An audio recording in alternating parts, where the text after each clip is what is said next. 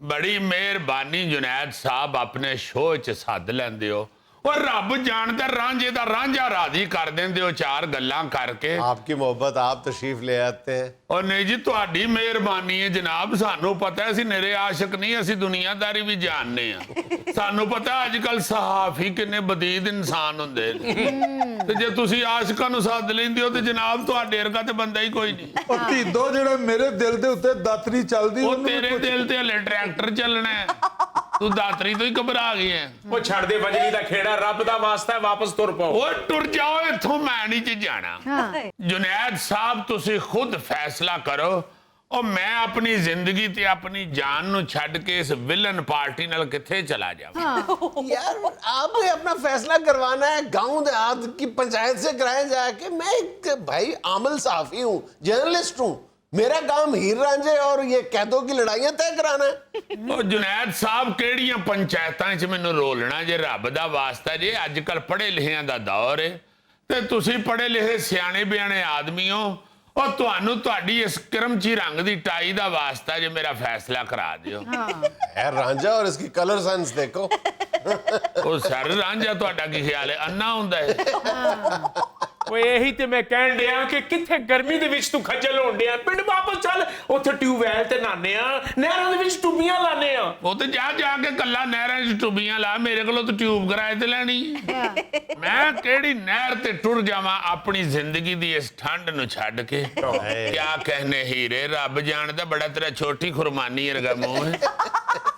ईमान नाल तू मेरी हीर ना हुंदी ते जुगत तेनू 250 लगदी सी। क्या कहने, देखो सजी किड्डी प्यारी हुई है, रब जानदे लगदे सर्कस च नचन वाली बकरी है।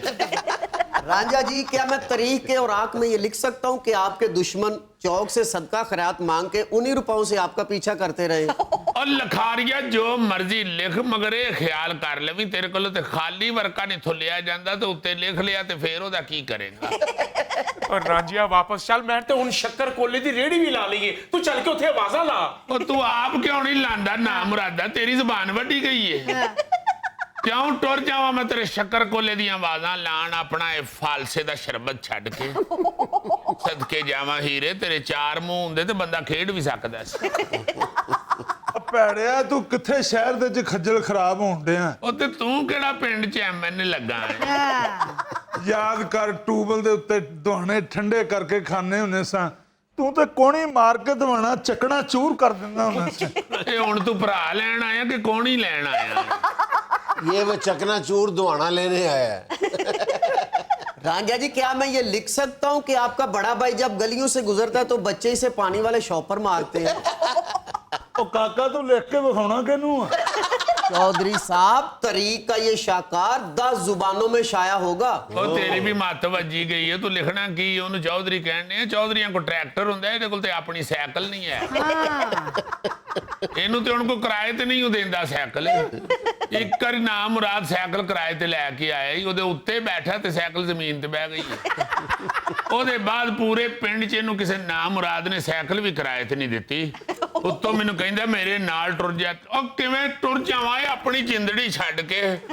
हीरे सदके जावा तेरे, बड़ा तेरा चाह पीने वाली प्याली वर्गा मुंह। और रब दा वास्ता रांझिया पिंड वापस चल, साडी बहुत बिस्ती होण डई है। ਉਹ ਤੇ ਕਰਾਈ ਜਾਓ ਬਿਸਤੀ, ਤੁਸੀਂ ਕਿਹੜਾ ਅਗਲਾ ਇਲੈਕਸ਼ਨ ਲੜਨਾ ਹੈ? ਨਾਲੇ ਉਹ ਭਰਾ ਮੇਰਾ ਬੇਇੱਜ਼ਤੀ ਤੇਰੀ ਕਦੀ ਹੋਣ ਡਈ? ਓਏ ਗੱਲ ਸੁਣੋ ਏ ਮੇਰੀ, ਇਹ ਸਾਫੀ ਨੇ ਸਾਡਾ ਫੈਸਲਾ ਨਹੀਂ ਜੀ ਕਰਨਾ। ਆਓ ਪ੍ਰੈਸ ਕਲੱਬ ਚੱਲੀਏ।